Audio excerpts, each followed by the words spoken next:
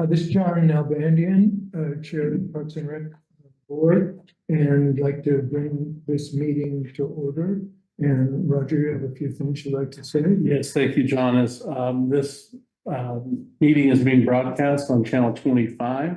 Those people that are on Zoom, please remain without your video on during the portions of the meeting.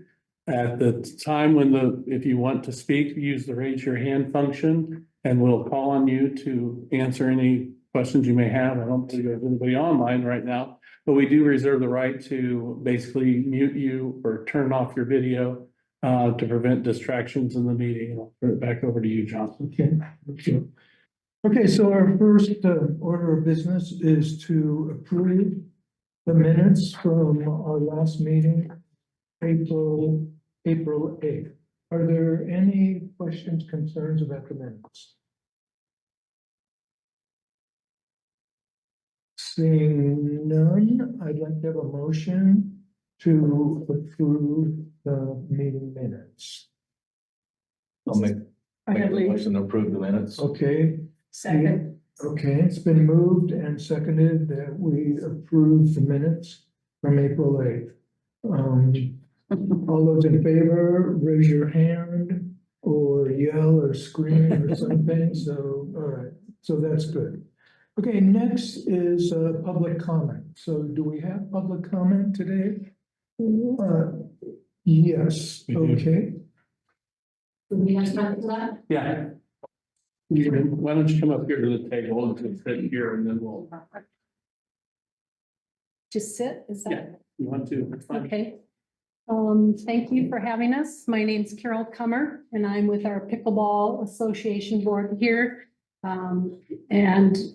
We're coming to you to ask for more playing facilities for us as our group is growing. Mark Hecker has redone a capital improvement plan for 16 pickleball courts out at the youth sports complex. And again, if you've seen his, maybe it hasn't been shown yet on the bid, but we're just outgrowing our facilities. There are facilities throughout town. We have several different pickleball tournaments during the year. We'd like to have more people attend these tournaments, but with only 8 courts in one day, with all the different divisions we have, it's not enough room for us to actually have a really big tournament. So we're asking that you take a look at his capital improvement bid. And right now our Pickleball Lawrence group has about 300 members, and there are about 281 other members on what we call our Team Reach app. It's where we stay in contact, where people are playing. If a tournament comes up and somebody needs the player to play in that tournament, we stay communicated through that. So all of our people are informed where we can come and play and at what times. I want to thank the Park and Rec for all the positive things they've done to make pickleball play better in the community, but we're tending to outgrow the facilities, and we would really like that you take a look at that capital improvement prospect that he's put in for us. And it's the fastest growing sport, and we're slow to make the progress here in Lawrence. We'd like you to consider the bid. And the purpose, pickleball is surpassing all other sports. Let me put my glasses on. It's the 80 to 80 demographics. It's easy to learn, but a challenge to master. It's a social environment and a fun way to get exercise. It keeps you healthy, active, you're losing weight, you get your cardio while you're still having fun. It's most gender neutral sports. Men and women are playing together, and it's a multi-generational sport. So pickleball brings people together across the gender, generations, the social class, and it's fun in a healthy way. It's more than a sport. It's an incredible social experience. And that's what I wanted to share with you today. Thank you. Thank you. Thank you very much. Thank you. Any comments or anybody else? Sure, I'll go. Okay. My name's Nikki Weigel. All right. I don't have anything prepared really, but I'm just a big advocate of pickleball. My name's Nikki Weigel. I'm the ambassador for Douglas County, USA Pickleball Ambassador. There is a thing. And it was a long process, an interview process and the whole bit to become this person. But I just see my job is to promote pickleball. I love it so much. I see all the benefits. All the people that are involved with it, the mental health benefits, obviously. And when I go out and play, I play at various locations. I'm in Kansas City a lot, Topeka, and there's nothing more that I love than to promote Lawrence and to have people come to us to play. And so with these courts, this would make it so much better and easier and better for the community. I mean, I could see us doing fantastic things with 16 courts. You know, tournaments and weekend tournaments and Lawrence making money because of it and that type of thing. So that's. So what plan or what are you referring to? An actual capital improvements budget or? There's an actual plan. Yeah, so we submitted a CIP project for 2029 to build this complex. The group had proposed it as a residential request last year. So that didn't get funded, didn't score well. So we kind of went in and revamped it a little bit, made it so it would score a little bit better and resubmitted it as a Parks and Rec project. Oh, So instead of it being a resident request, it's actually coming from the city department. So okay, so it's part of the capital improvements plan? Or it's been submitted as a proposed project. So it's still.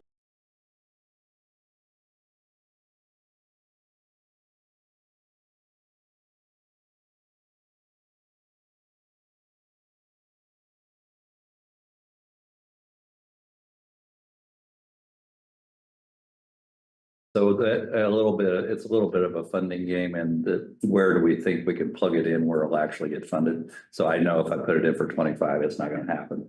But the finance folks is saying, if we're going to propose a new project, let's put it out there on the 5th year of the capital improvement plan and let it see if it can hold its own there. And then if it does, then we basically start progressing to building it. So.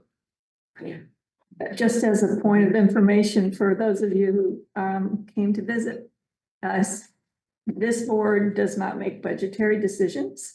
We advise the city commission. And so city staff ranks projects and then the city commission considers them all.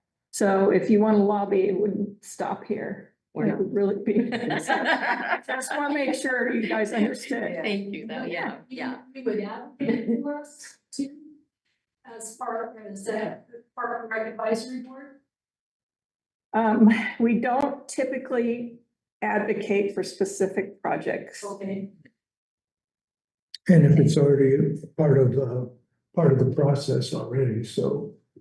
Yeah, okay, good, thank you. Yeah, you're welcome. And just a side note, I can see out there a practice wall. Topeka has one. And a wonderful mural of Lawrence, wheat, and I don't know what else, KU, you know, and it just would be really cultural and cool out there to have that too. Topeka has one, it's not as creative. I just think we could do something really cool out there, make it Lawrence-y.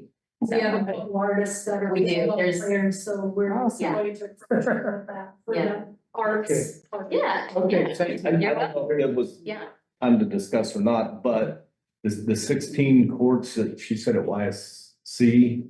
Yeah, it's actually north of the adult softball complex. So the old, so there's the adult complex. Yeah, there's an empty field north, so that we would take advantage of the restrooms at the softball complex and the parking lot. So hopefully the bypass might be in by then. Yeah. That will be right on Broadway. Traffic with soccer, baseball, everything else out there, and you had another activity with tournaments. Yeah. No, the highway should be done by then, which is another reason to push it back. So we can add a lot.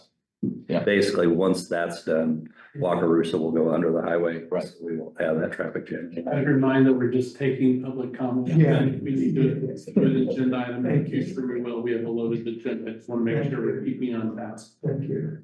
Any other public comments? Just ask a question. Um, Sort of pickleball-ish, sort of. Not to. Sort of facility directed. Well, we don't, I mean, Okay. public comment for public comment, you can ask it, and if we can we can add it to an agenda or bring it to the next meeting potentially. That's what we kind of do with these public comments. If there's something that, comes up, but what's your question? We may be able to answer to you. Well, I was kind of curious how the sports pavilion is a combination of KU and city, correct? It was built, And money. well, the park is. Sports Pavilion is city owned, city operated, city paid for. Right. The park itself it was KU and the city that helped grow. That could happen, with some sort of combination of KU, but Okay, I just. Yeah. thank you. Okay, any other public comment? Okay, then let's. online? Yeah, I don't believe there is anything. Let me just double check. I don't think there's anybody but our picture. Yeah, Okay, just our let's, two. Go ahead. Yep. You're good. let's move on to the regular agenda items. We're very pleased to have a new director of the department. Thank you. Of the newly conceived department, actually. Thank you. And Luis, I would like you to introduce yourself, say something about you, a little bit about yourself, so, and then we will introduce ourselves to you as well. Very well. Go ahead. Well, Ruiz, moved here last Thursday. Actually in Kansas City, easier to find a little bit of residence, so I'm traveling, commuting in, every day. Moving from Mesa, Arizona, actually moving from the city of Phoenix. I work for the city of Mesa as a deputy director over parks and recreation, commercial facilities. So overseeing the golf course, the cemetery, the special events for the city, convention center and amphitheater. And the population of Mesa? 513,000 or so. Yeah, prior to that, I worked for the city of Phoenix, and that's about 2.5 million, and convention center also putting on events, and running the theaters for them. My background is an undergraduate degree from the University of Miami in music business and a master's of business administration and marketing and management, also from the University of Miami. So I was born in Miami, raised in Miami, first generation Cuban American, first to go to college, first to get my master's, and others have followed after, but I'm proud to have been able to accomplish that and moved to Arizona in 2005.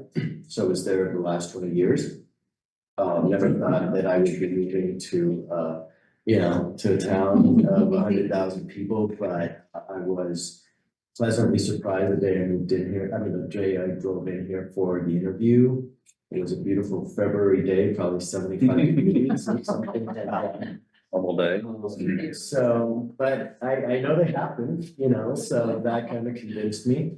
And it was a very interesting process for the interviews, working with recruiters, working with the city. 2 great days here for the executive retreat that the city manager puts on. So I had good idea of what some of the big issues are, as far as the executive team for the city, which is rare. Normally you accept a job and you come in, you have no idea, about anybody. So this gave me a good insight. Came back, met with staff, meet and greet, lunch and all that. So I've been treated royally, and I really do appreciate that. So I'm here to, help the great people that the city has hired to oversee Parks Rec and art and culture in any way that I can. I consider myself more a facilitator and a leader than necessarily a doer. I know that people are hired to do that, and I certainly do not want to step on any toes, but I want to make sure that I'm a resource for the staff coming, up down from the city manager and up from staff, all the way down to line staff. So just very eager to, learn a little bit more. It's just been 8 hours now, so. But very excited and thrilled to be here. And appreciate the time and energy that advisory boards bring forward. We know you do not have to do this, so we really appreciate that. I certainly appreciate it, and heard good things about the board and staff working with you. So looking forward to several years or many years of good working supportive relationship. Thank you very much. You're welcome. Sean, we have a new board member. So, Sean, would you like to introduce yourself and then we'll go around? Sure. My name is Sean Ingram. I'm a 20-year business owner here in Lawrence. Was 20-year business owner. I founded Blue Collar Press, the printing place, and recently sold it a year ago, actually. And I'm also one of the 3 people who fundraised $45,000 for the big burn over at the Centennial Park. When I ended up semi-retired, I ended up on the LSA, Lawrence Skaters Association board. And we've been slowly revamping that entire board, adding new members, redoing everything, how we do business, everything. And I've been a part of that team. And so one of the members that was on this board, he ended up moving, Sam, he says hello to everybody. And I am the one who's replacing him. Oh, okay. Hopefully I get to stand up when you guys redo your thing. But yeah, so I'm deep into this community and skateboarding since, I was a kid, and that's kind of where I'm coming from. And I'm really excited to learn how this process works because as you can imagine, we all have very big ideas, what we're Well, doing. I think we're very excited, looking forward to the development of the way the skate artist is developing and the activities that can happen out there. So, so welcome. Yeah, thanks. My name is Lee Ice. I've lived here all my life. I went to St. John's Elementary School, Central Junior High, North High School. Was fortunate enough to play baseball at the University of Kansas, coached there for 7 years. Started working for Parks and Recreation in 1990 and retired 3 years ago. That blew by. Yeah, 3 years July. I'm currently the past president of the K Club Board of Athletics at the University of Kansas. I'm on the state board of the Kansas Sports Hall of Fame board in Wichita, trying to stay busy. I think Marilyn summed it up pretty good. I really look forward to being on this advisory board because it's truly an advisory board. We're the eyes and ears of the public, bring information back to you all to make the decisions. And that's what excites me being a lifelong resident of Lawrence because, I grew up on the playground programs, the recreation, a lot of the programs. I got 3 daughters. My wife, Robin, and I have been married 42 years. I got 2 grandsons and we're all here. So I'm not going anywhere. And I got a passion for Lawrence and Parks and Recreation. Thank you, Reeve. So my name is John Malbandian, and I have passed city commissioner and also mayor here in the 1990s. As a faculty member at the University of Kansas, specializing in educating students for careers in local government. So I have always had an interest in local government and in sports as well. Let's see, you guys have, I assume have already. No, actually not. Oh, okay. Porter Arneill. Arts and culture. Staff person. Yeah, for Sean. I think yeah, once or twice. You haven't. I know, Lee. Let's go there. Oh, he's just a citizen. You still count. Yeah. Lisa. Hi, I'm Lisa. This is only my second meeting, so I am also a new board member. However, I've been in Lawrence for almost 30 years, and I previously served on another advisory board, the Bicycle Advisory Committee. I helped run a nonprofit bike co-op where we accept donated bikes, fix them up, and get them back out into the community. It is called Lawrence Unchained. It is still up and running. I am also at the University of Kansas as my daytime job. I'm very much an advocate for bicycling as a lifestyle, not just a sport, and outdoor activities as part of a good, healthy lifestyle and a built environment that accommodates those sorts of things. I really like being involved in advisory boards. I feel connected and able to contribute to the conversation, and I want to keep doing that. So Thank you. thanks. Marilyn? I'm Marilyn Hull. I've been on the advisory board about 5 years now. My background is most recent, in some in higher education, but more recently in the nonprofit world. Worked for a local community foundation for 13 years and then had my own consulting practice. I'm now fully retired. I'm a wellness advocate and very interested in everything, every way that people can be active in the community, especially kids. Yeah, I have a special interest in trails, I guess, but I'm really and aquatics. I was actually a lifeguard a couple of years ago. So so I just love it all. Yeah. Okay, thank you, Marilyn. Next. Let's see, Val. Hi, I'm Valerie Howe. I've lived in Lawrence since '85 and went to school here as an undergrad. So there's something about this town that kind of can grab you.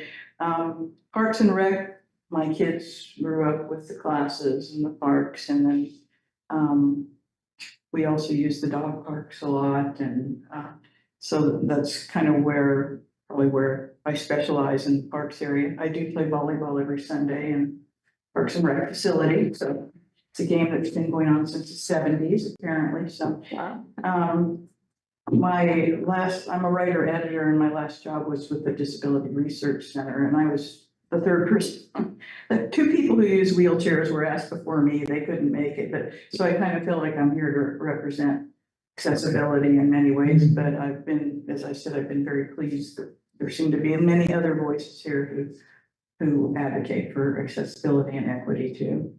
And as someone who is in a family where almost all of us are artists and musicians and writers, my poor dad didn't get the scientist he wanted, but I'm very glad that the arts and culture are coming into our purview too. Thank you, Val. Let's go to online. Andrea, can you introduce yourself?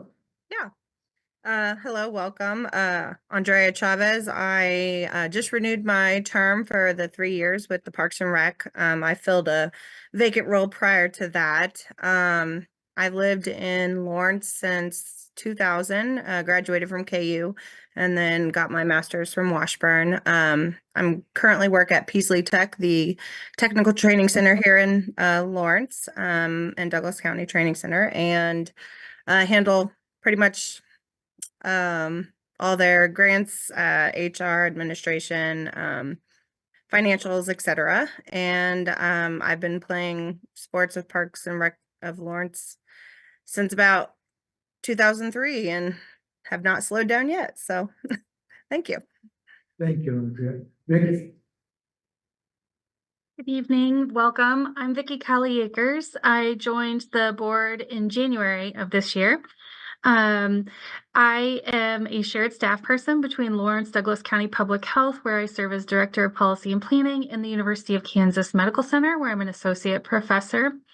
I'm really interested in the intersection of public health and the built environment, and the opportunities that are provided by parks and recreation are really central to that. And then personally, I'm in this season of life where youth sports are a big part of our lives, currently waiting to hear about our youth softball coach. So all of those things really inform my deep interest in this board. Thanks, Vicky. I think one thing we all have in common is that we're all active in the sports that we talk about.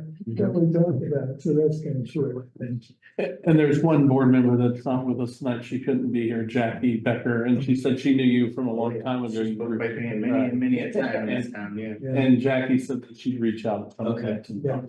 Thank you. So aside from all of us participating in the kinds of things that we do here, I think there's a very strong equity and inclusion, sort of profile to this council, to this advisory board. Okay, let's go to our next item, Parks, Recreation, Arts, Culture, Comprehensive Plan. Sure, and I think we can all speak a little bit on this, but just as far as an update is where we're at on the timeline. We had a steering committee meeting last week, it was done virtually. And we, the last two steering committee meetings, we kind of had to split up our information into two meetings because there was so much information, it was hard to get them all into one. And so this meeting last week focused on the more the program recommendations for programming and the financial side of things, and some more of the facilities, whereas the first meeting was focused more on the arts and culture tab, and then a lot of the parks and things like that. So we were able to get through all of it with the steering committee, and now the next step in the process is our next open house is going to be next Thursday, May 23rd at 5:30 p.m. And that's going to be out at SPL Sports Pavilion Lawrence in the Legacy Room. And so we encourage everybody to come to that. They are going to be showing the draft recommendations that we have shared with the steering committee the last few weeks. They will have those available for discussion and feedback from the public. And so we highly encourage everyone to attend that. Yeah, and if you haven't seen a draft, it's not like there's 10 recommendations. It's like 10,000. I've never seen anything like this before. Yeah, we're like 360 or something. 300 something. Yeah. There's a lot. Marilyn, you were at the meeting. Do you have any thoughts you wanted to share? I listened in. One thing is a concern at that meeting, there were only 3 members of the advisory board. Have you been struggling with? You mean the steering committee? Have you been struggling with attendance? Yeah, I mean, the meeting before, there was maybe 5 or 6. Yeah. I think that, what's our total group number, Porter? Do you remember how many we had? I was like, we had at least. Get up, I don't remember. It's at least 9. Yeah, it seems like it's like 12 or something. And it seems like some started to participate early and then kind of waned off, and some have never really shown up. So That's really it's unfortunate. concerning. It is, because it's How many not, were involved Thursday? 3 Three? or 4. yeah. You know, and one of them was very quiet. So John and Mary Devton were active, and I appreciate their comments, but that is a concern. The other thing that John asked of the consultants, and I would just like to emphasize, is I didn't see anything that's more of a general global statement of these are our values. These are the main goals that we want to advance during this time period. It's what I saw was a to-do list, which is awesome. And, you know, it's very detailed, but it seems like we're missing a foundational chapter or section. And I think it's really, really important to get that in. And after John said it, the consultant said, yeah, we can do that, but it wasn't clear to me how and whether the steering committee would be engaged in that process, or is that just something the consultants are going to write for us? Yeah, I mean, that was one of my observations too, and the way I was rethinking the way I would say that. And I say that it's some part of it, some preface, I guess, I thought should be a narrative that residents can connect with, like the city's comprehensive plan. You know, you've got that brochure and you've got the areas. I mean, the design there is to connect with the residents. And what I saw in the plan, or in what was presented to us, was very specific, very focused, an awful lot having to do with the operational side of things. And that may be what you guys are used to, you know, so, but I think from our standpoint, we want to see something you know, in addition to those kinds of things, which are gonna be useful to the department, we want to see something that's gonna be useful to the community as a whole. Also, I was really impressed, not impressed, whoa, but I mean, it captured me how data-driven the recommendations are. I mean, it's really, everything had, not everything, but it had some reference to like the return on investment. And so, oh, hang on a minute, my phone rings in my hearing aid. That's wow. You see me talking sometimes. Anyway, so it really, I think I'm thinking about return on investment, which raised the issue that I think we're also going to confront as a major agenda item, the whole issue about admission fees. That's going to come back to us again. We spent a lot of time talking about admission fees, and we came to the recommendation that the recreation facilities would be open to all. That is not a recommendation that's in the report. I saw one of the admission fees. So that's going to be probably an issue. Those are my observations, so.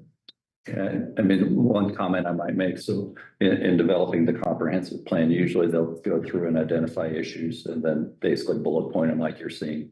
And then they'll do the narrative that comes to the front of that. That's kind of the executive summary of everything that you're about to gloss over in the next 150 pages. So most, in the previous two comprehensive plans we've done, they've done a pretty effective narrative on the front end. That talks about, here's Lawrence, here's what Lawrence is exceptional at.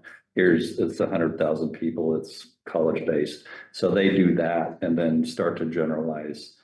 Here's where we think we need to start looking at things we do really well and things maybe we don't do so well. And then all of those 300 things come behind that to start going, okay, if we want to start, here's 1, 2, 3, here's the first 50. So I think that will be there. Okay, that's very But we will make sure they don't just appear.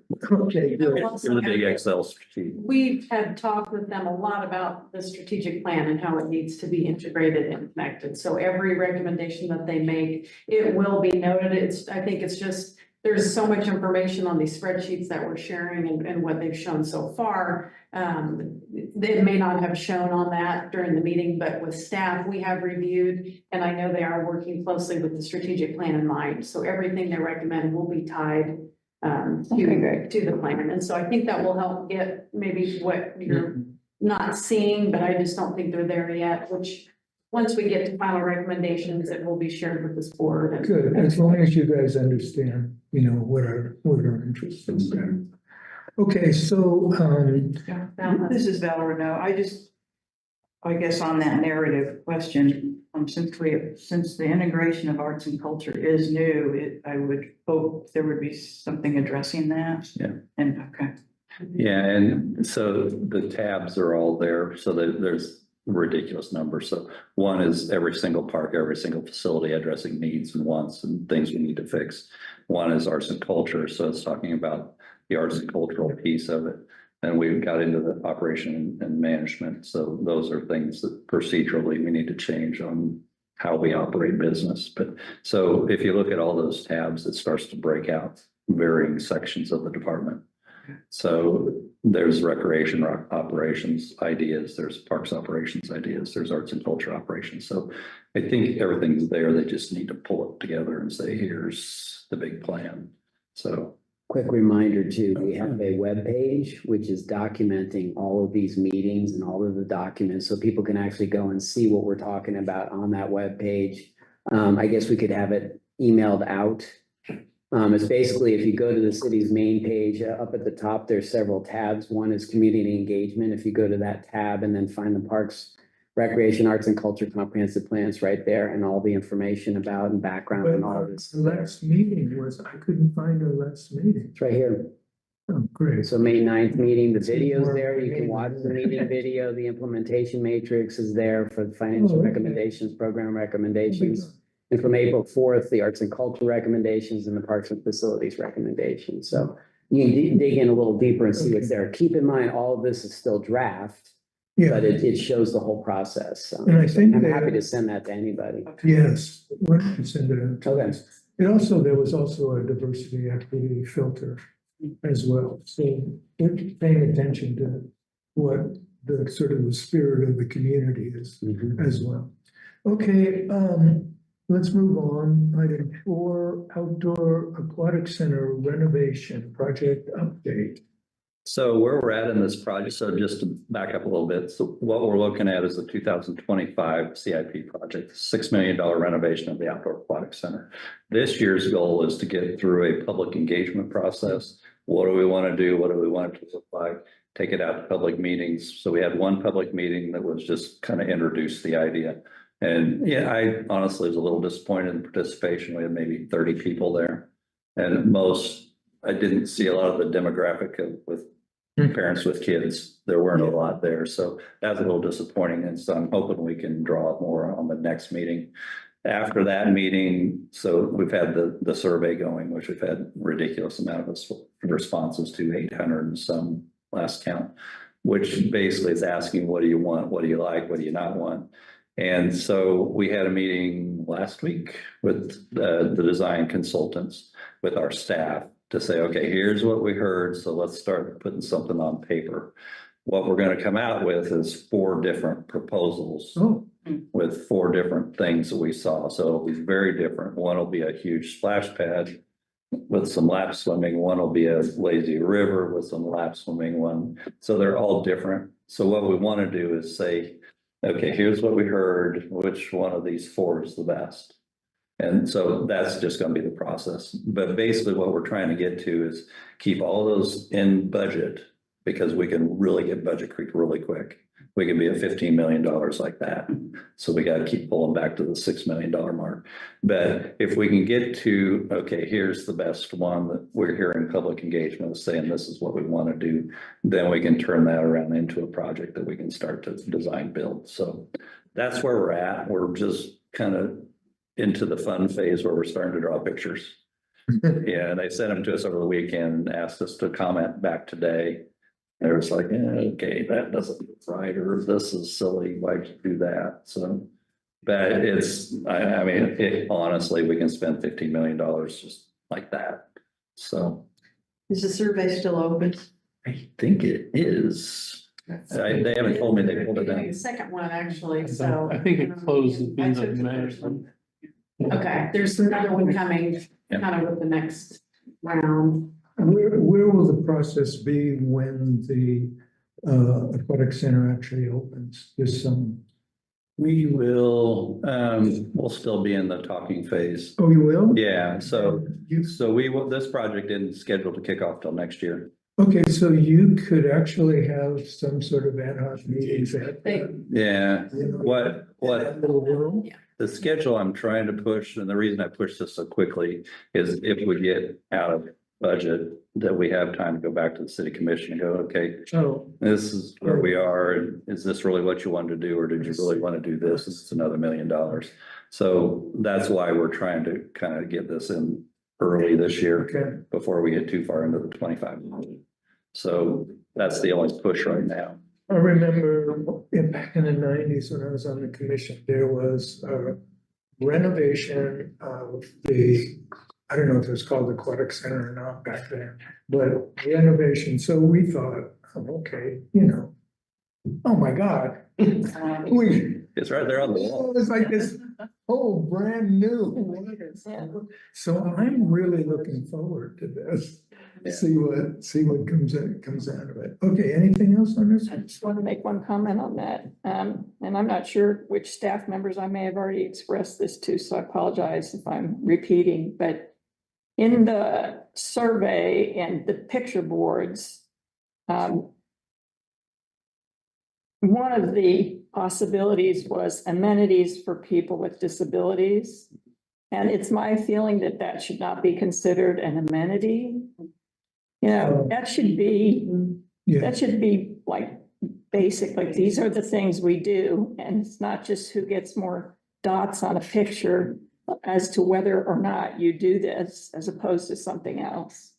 I have to say, one of the things, the thoughts that came into my head when you described 4 different options and pick your favorite one is that is just by default going to miss out on, you know, maybe mix and match, and what are the features that we need to have that, you know, that address the most needs and wants. Right, and there's some that we're basically saying I need those in all 4 options. So the big blue slide, we know the big blue slide needs to be replaced. So we can't make that an option to not replace it.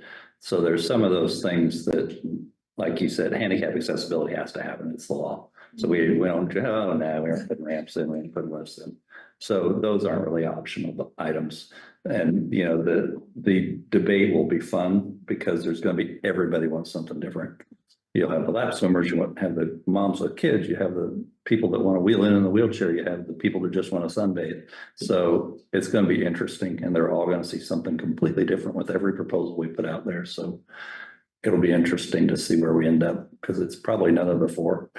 It'll probably be pick that, that, oh, I like this. If I can just jump in real quick. So Lisa, to your point, I believe the second survey coming out, we'll use those 4. And then I believe the way they have the survey set up is, what do you like from any of these? And so then they'll start it, like Mark said, it may end up being a conglomeration of all 4 based on what parts and pieces people pick out. So I think the survey will be set up that way to allow people to, and not just have to pick 1, 2, 3, or 4. They can say, well, I like that one on here and that one on here. And then Marilyn, you and I spoke about that amenity question, and I did bring that up at our meeting with the consultants, and they did say basically what Mark just said, but that all the accessibility requirements by law are covered regardless. And so then it becomes do you want extra features, other things? What's the priority to the public? So we can start to hear that. Do we have a need for more above and beyond what's typical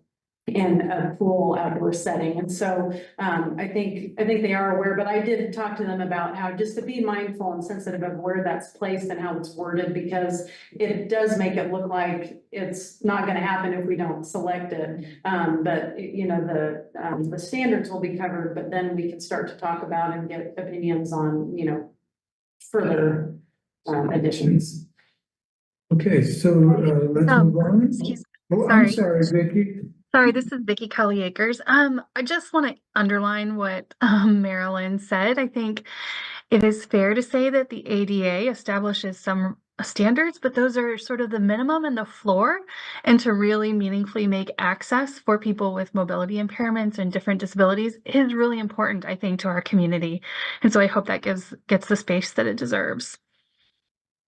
Thank you, Vicky. Thank you. And I want to just, Public too. I'm sorry. Public comment as well between each Oh, item if they have anything. Okay, sure. I just want to add on also that thinking of accessibility features as just something for some small subset of the community is not the way to think about it. Usually accessibility features make it more accessible and more fun for everyone. Or that's for Vicky as well. Okay, any other comments? Okay, let's move on then. Number 5 is a letter that was submitted to the city commission, and this we talked about last time. And this is a letter that Marilyn and Jackie initiated, encouraging the city commission to continue to emphasize the connection of Lawrence Loop downtown. They did not approve a proposal that was sort of on the table, and so we didn't want to let that just go by the wayside. I did notice that in the comprehensive plan, that one of the really prominent ideas was making the connection in the loop and in the near future, not the distance in terms of the plan. So I think that was a positive. And it was, I mean, it was received, it was placed on the agenda last Tuesday. I know at the end of the meeting, one of the commissioners mentioned it, that they did see it, but there was no discussion over the letter. So it did get received, just to let you know. Oh, good. So They did read it, oh, yeah. that's good. Yeah, so it kind of leaves in my mind the question of what's the next step? Do they have to direct staff to pick up the discussion? Well, it's actually in the comprehensive plan, and it's a short-term project. It's not like this will be 2028, 29. It's like this is 2025. This will be done. Right. So in the CIP, all phases of the Lawrence Loop completion are in there right now. So it's a matter of them saying, no, I want to keep that as a priority. So that'll be through the CIP presentation process with the city manager to the city commission, and then kind of check marking that one that they want to make sure that it is in it. So. Any comments? Okay, let's move on. Aligning boards and commissions to the city's strategic plan. That's my, I gave some information to the Cultural Arts Commission on this. I think Roger sent out an email with information about last week's agenda item. For those who may not be as familiar, a task force effectively of boards and commission. You know, I was board and commission committee, structure committee. Task force. Task force was set up and met for a little over a year, I believe. Yeah. And really earnestly looked into all of the different boards and commissions with a deep interest to try to tie things back to the strategic plan. I point to our framed piece over there. And so that all came to culmination. They made their recommendations. And then last week, the city commission reviewed the related policies necessary to implement what they want to do, which is basically realign a lot of the boards and commissions. The Parks Board and the Arts and Culture Board stay in place under unmistakable identity, which is a good thing. And all boards and commissions will be between June 1st and August 30th. Let me read this straight off the agenda item. Existing terms will expire on August 31st. So this is all boards and commissions that are staying active. Current board and commission members will be notified and encouraged to reapply to the board. Active board and commission recruitment campaign will happen citywide. New board and commission appointments will be completed by August 31st. Update all ordinances, resolutions, bylaws to comply with the new policy. So all this is going to standardize all boards and commissions going forward. The first meetings of the new boards and commission will happen in September. And the first thing they'll do is nominate a chair and a vice chair and set meeting date and time. So really revamping, rebooting all of the boards and commissions to a standardized level. And then they did drop, they sunsetted a few things. The Transient Guest Tax Grant Program Advisory Board was sunsetted. The Public Incentives Review Committee, the Sales Tax Audit Committee, the Special Alcohol Fund Advisory Board, the Sustainability Advisory Board, and the Bodywork Advisory Board. And they're all talking about things that they want to do under the new structure. The city manager does have the ability to create shorter term bodies to do specific task efforts, committees, that type of thing. So that's what's happening. I encourage you to look at the agenda memo. It's really very clear in there, the different policies and things, and they did pass this last Tuesday. And it's an ordinance, so it has to be approved twice. So there'll be another reading of the ordinance that they'll have to approve. And the ordinance is only 15 pages long, so it's easy to get through. I'm really, encouraged. On the one hand, we're a department, Parks and Rec, Arts and Culture, but there are 2 advisory boards.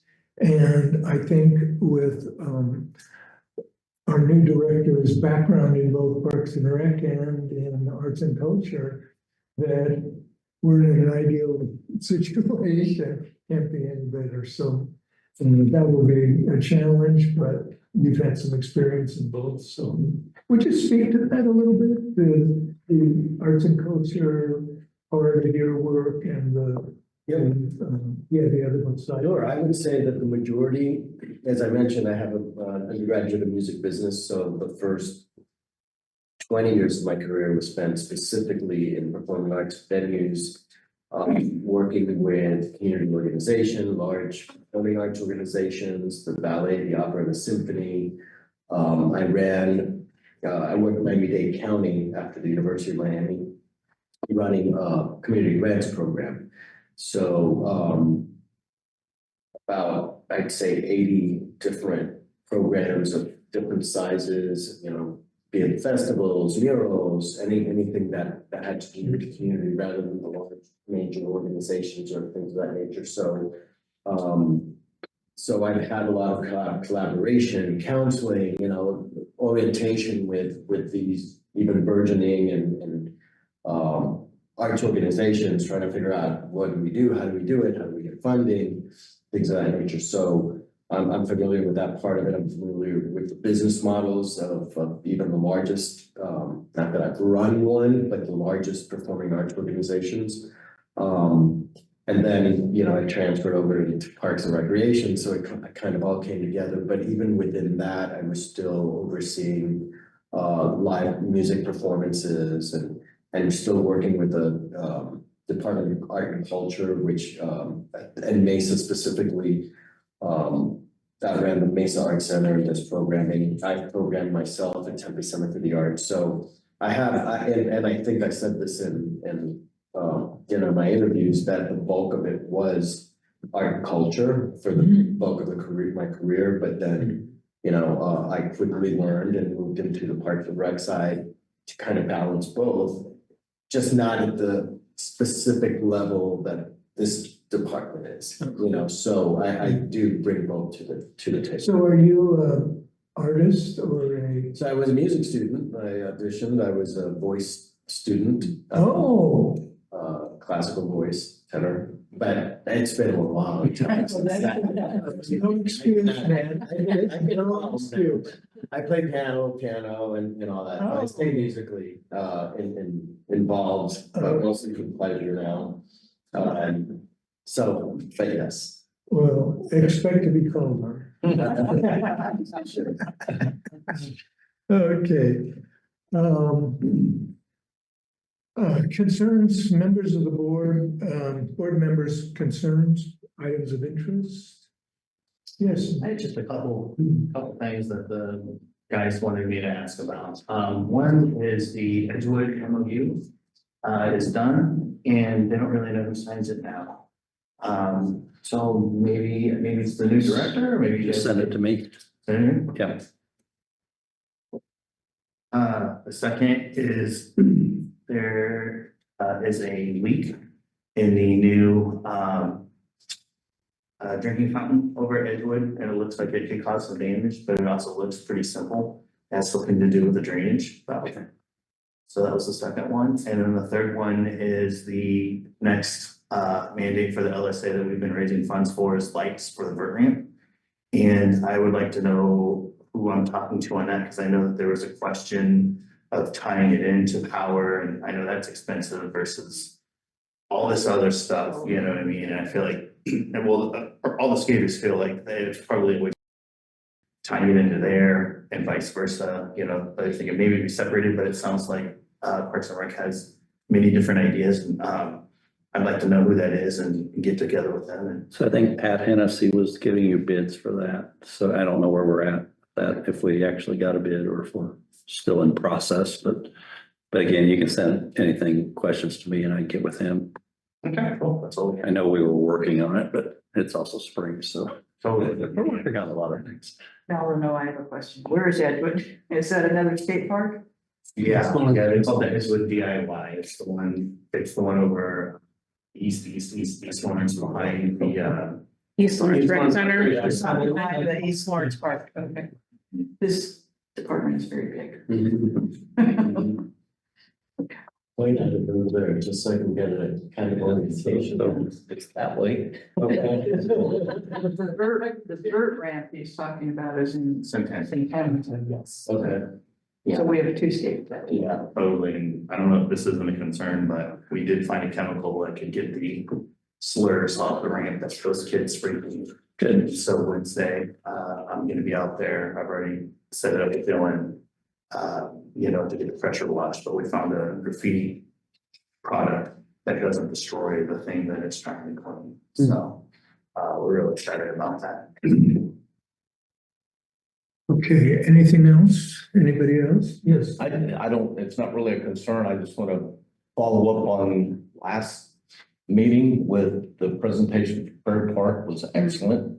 Yeah. I hadn't been out to Prairie Park in probably a few years, and it doesn't look like the same Prairie Park anymore. It's pretty amazing what they've done out there. I also want to thank Mark Lumpy, the rest of the staff out there for the water bottle fillers at the golf course. We got, since COVID, we didn't have the coolers anymore, which is not sanitary anyway. Drinking fountains, people don't want to use. So there was no water on the course. So now we've got fillers that really help, like they have on the trails, which everybody's going to.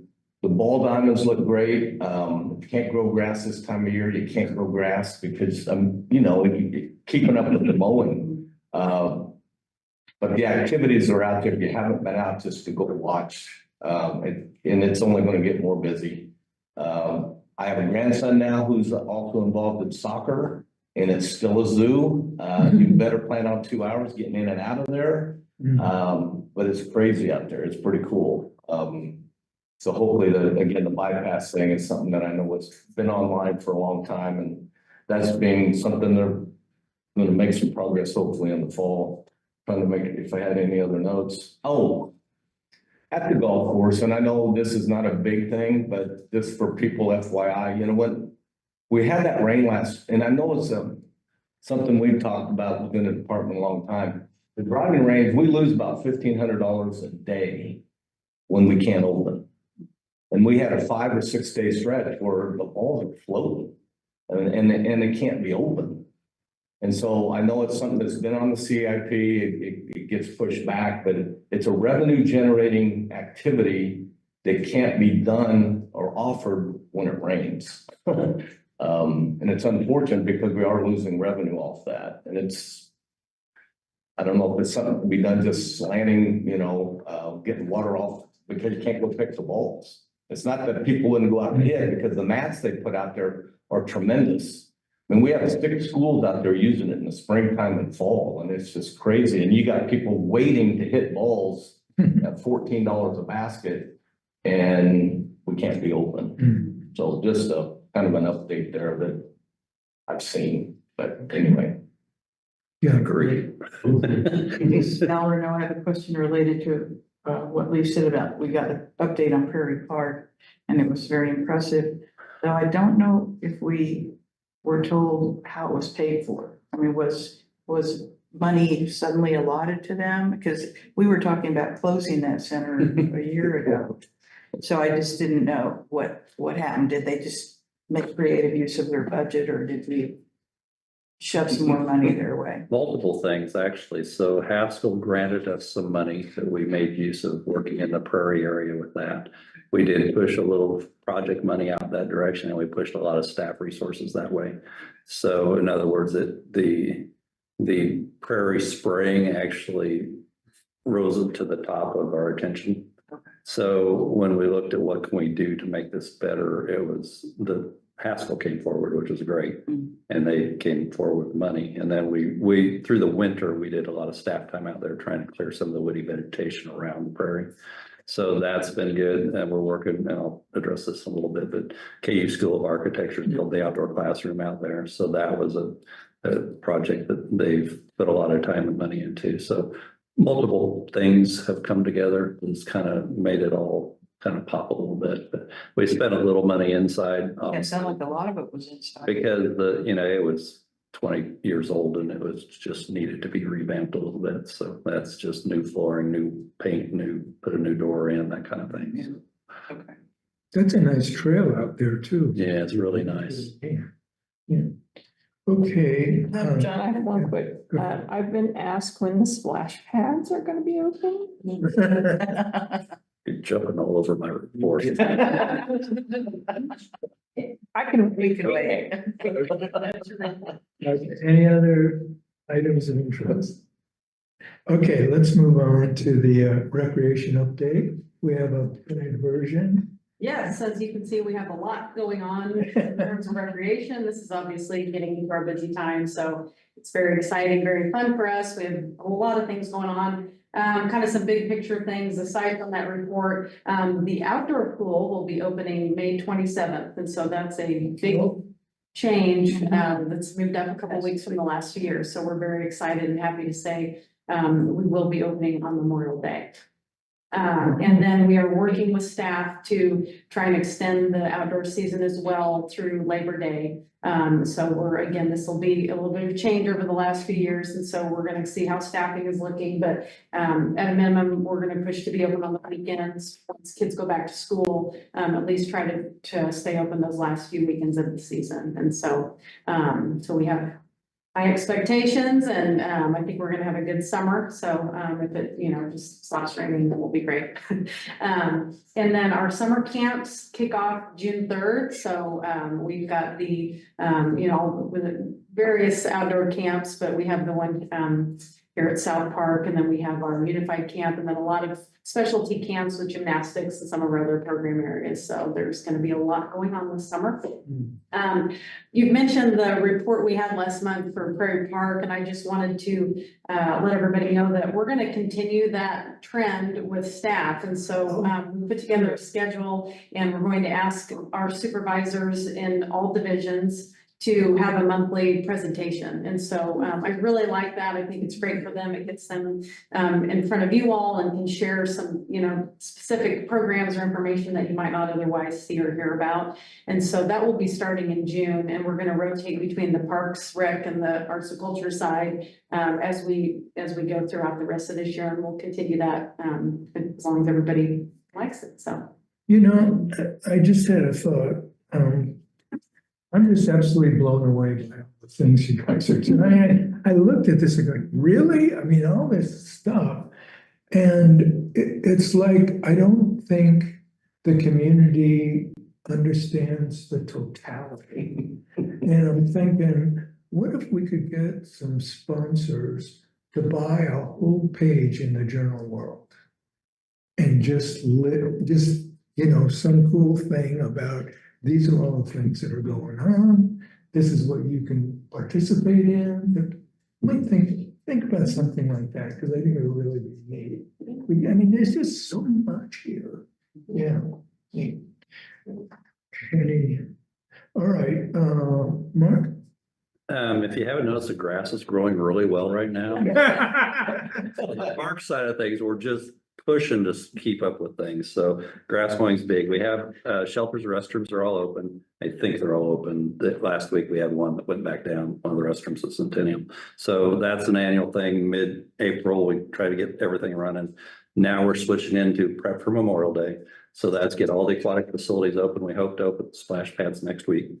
That's the plan. Now, the maintenance staff are pushing back and going, I'm not sure yet. So that's always a little rush to try to get to the date we're trying to hit. So, and Outdoor Aquatic Center, obviously, we're working on that one too for Memorial Weekend. So we need to be open, filled water heated, everything operational a week before we open, so the staff can get in and train. So we're getting really close. Cemetery, same thing. We'll go, starting next week, we'll go into kind of a full trim cycle where we'll pull all the staff from all the divisions, try to get the cemetery spruced up for Memorial Weekend. So it's kind of a, make it look good for that weekend kind of thing. And we put a lot of staff effort into that. Trail project, the 7th Street to 8th Street trail. If you haven't been by there, the trail itself is built. We're still waiting on the fences to go up on both sides of it. Should be done by roughly the end of the month. So once that happens, we'll have another ribbon cutting. And then there's talk about doing some type of a yard of memorial there on the east end of that. So if we get that done, we'll have a nice trailhead at Santa Fe Station that will take us from there all the way around the city to Queens Road on that far side. So a lot of the Lawrence Loop is going to get connected. So that's kind of exciting. You know, obviously the next step is Santa Fe Station to Constant Park, which is the trail section you were talking about. Then we have a big one out north. We need to complete out there. We're still waiting on that one from Sanders Shaw Park over to Michigan. So that one, we have some property acquisitions that we're still working on. But, you know, like I said, all of the finished pieces to complete the whole loop are in the 5-year CIP. So that's pretty exciting. And we're gonna be, cyclists are gonna be on the street on Michigan Street? No. No? So currently the plan, so you know, the trail ends there at Michigan. Yeah. At the, Up by the pallet. yeah, place? yeah, and then the idea is we go on the other side in front of the Pallet Village, in the right of way, off the street, come down and then you cut diagonally over towards Birch Park. So that's the plan right now. There's a property we have to acquire first, but yeah, that's gonna be big. We haven't really started on Northwest that goes from, you know, the end of Queens Road over to Castle. That will probably be the last one, but it's actually out in the county. So. My next door neighbor actually owns property there. Really? Yeah. We may want to talk to them. Those guys. If Yeah. I could help them. Yeah. So anyway, that's exciting. I mentioned the Nature Center outdoor classroom. We had an open house last Friday. So that was the students that have been working on it. Basically got to invite their parents and everybody to go, see, we've almost finished.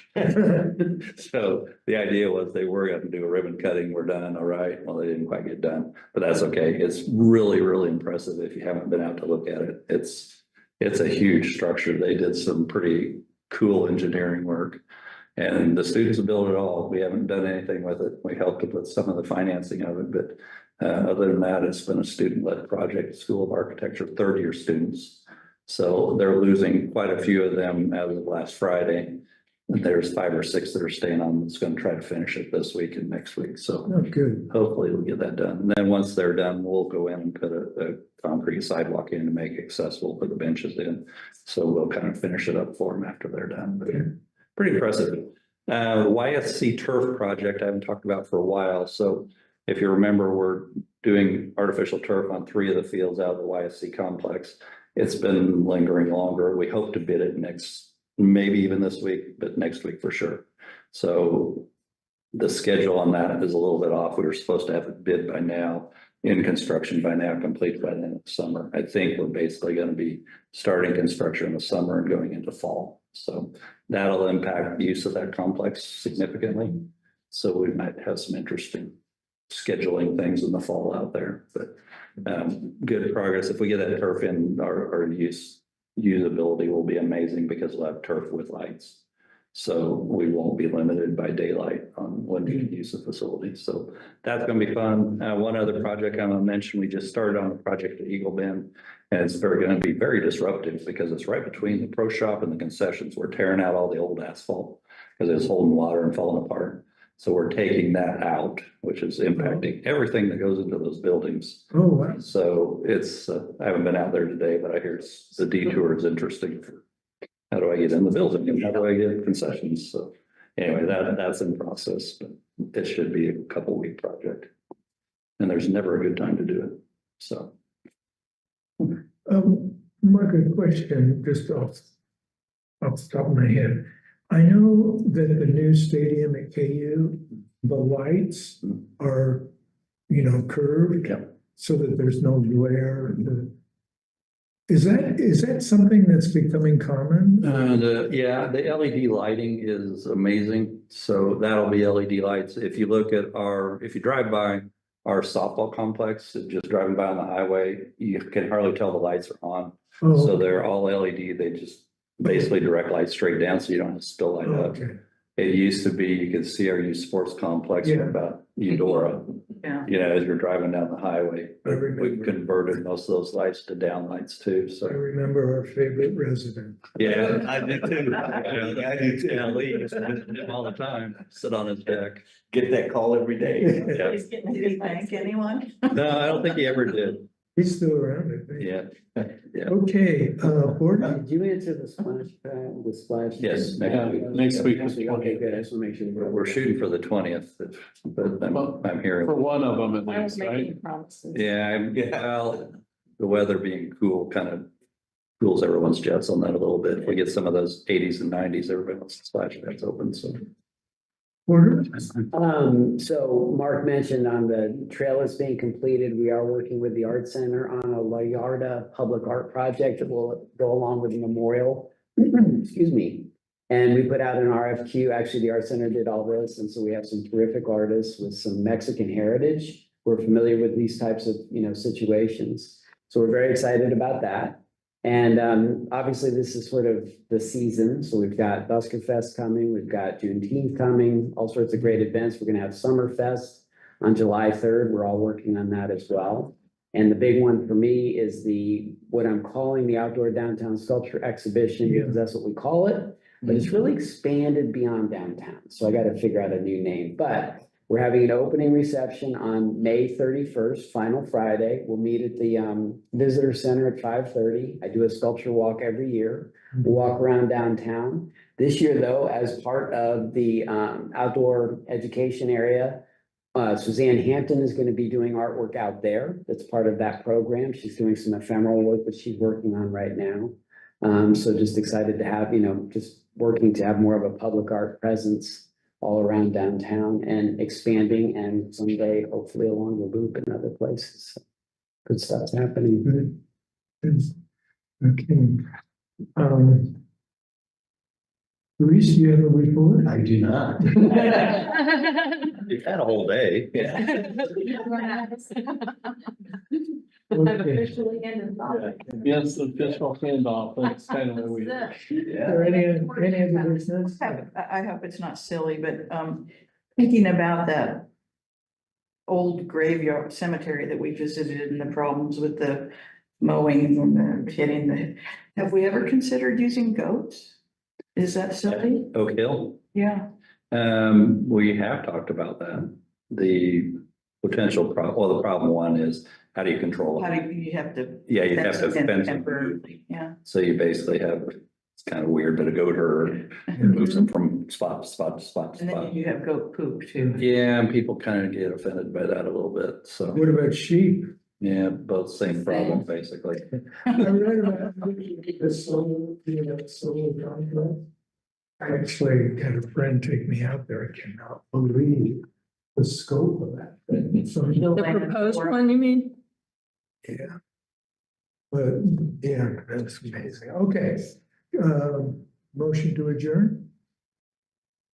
Unless we want to stay. Move to adjourn. So, okay, moves to second. Second. We moved and seconded that we adjourn. Is anybody object? Okay, I call the meeting. Thank you all. Thanks, everybody. If you guys want to say it.